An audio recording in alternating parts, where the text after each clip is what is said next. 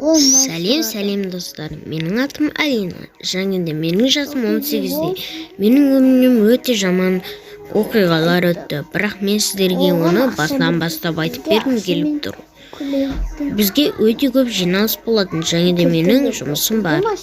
Мен сіздерге бәрін басынан бастап айтып бергім келеді, онда айтайын. Жиналыстарды бәрін айтып берді, және де ол бүгін бізге жаттығулардан тренировкаға келеді деді, және де біз ол маған оның түрін көрсетті. Бұрынғы ағайымыз емес, ол енді ғайып болды. Емес, басқа тренировкаға келді, бірақ ол өте шашы жоқ. Бір кісі келді, ол бізге ұнамады, түрінен білдік, және де ол бүйтіп айтты. Ол сендердің жаңа тренировкаларың бізге, оның сақалы мен көздері, қастары бізге ұнамады. Ол бізге жаттығу жасатып қойды, ол бізге жаман күлді, ол маған ұнамады. Бізге күнде жаттығу жасайды. Өзі ішінен күліп отырды. Құрбым екеуміз өте қатты шаршаймыз, және де оны жібере салдық. Ол бізге қайттан бол жасаңдар деді, бізде шама жоқ. Әрине шыққым келді, бірақ та мен шыға алмадым, өйткені ата-анам маған өте шықпа деді. Мен ол кезде 18-ақ едім, және де маған ол ұнамады. Мен біраздан кейін өзімнің үйіме қайтқалы жатқан кезде оны көріп қалдым. Есік алдында машинасы сырылып, дөңгелектеріне шеге жапсырып тастаған. Оны не үшін түсінбедім. Ол сондай адам екен. Өзінің өте жаман екенін айтып берді. Біз оның машинасына кешке қарай тағы кірмекші болдық. Енді ойымыз іске асатындай болды. Ол бізге біз машинасына кіргел жаттық.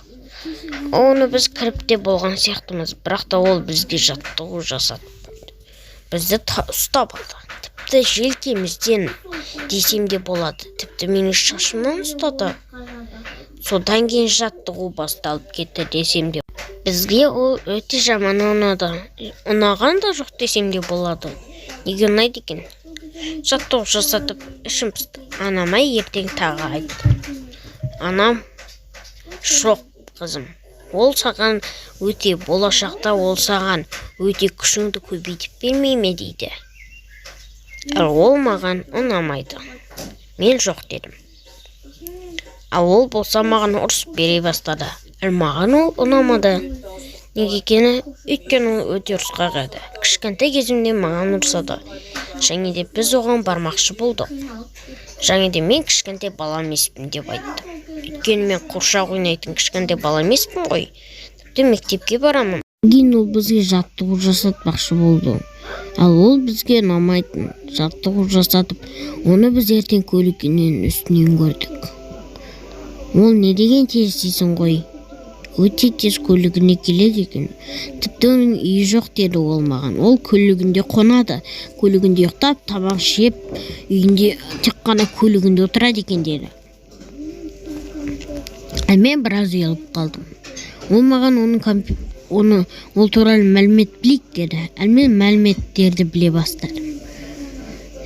Біз одан өте жаман нәрселер көрдік. Және де бір күні компьютердің түгі ұшып қалғандай болды. Оны біз істей аламыз, оны қараймыз дедік. Одан кейін біз оған бардық.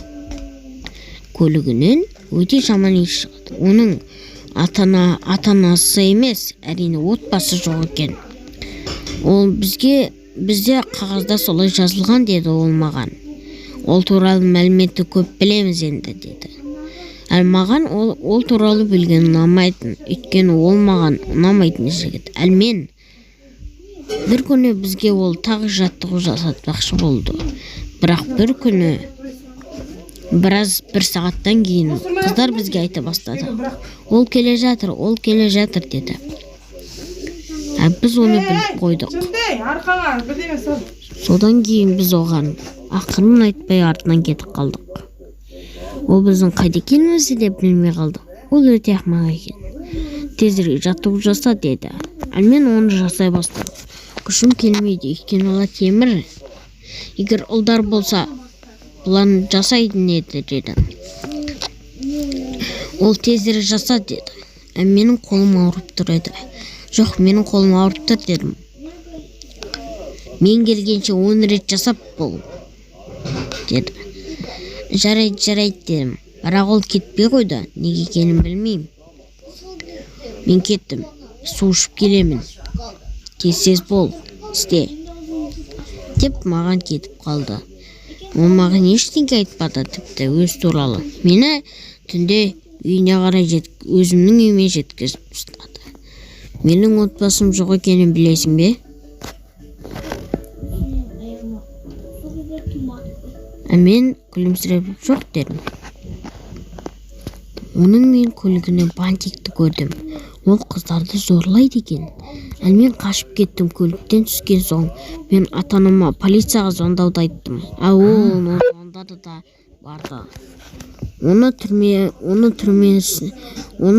түсірмекші болды. Және де мен тағы бір бантик көрдім. Ол полицияға қарындасқа ұрсып берді. Бірақ ол кісі түкімдеген жоқ. Аузыңды жап деді де көлікке отырғызып жіберді.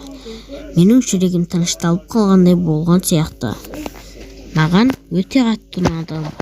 Айтпақшы, видео аяқталды. Каналға лайк басып, каналға тіркелейік. Қоңыраушаны басуды ұмытпаңыз. Және де бұл видео кімге ұнады дейсіздер? Бәріне ұнайтын шығар. Бірақ өмір маған ұнамады. Жарайды, онда видео аяқталады. Сіздер осы видеоға көп лайк бассаңыздар, осының екінші бөлімін шығатынын ұмытпаңыздар. Бұл өте жақсы.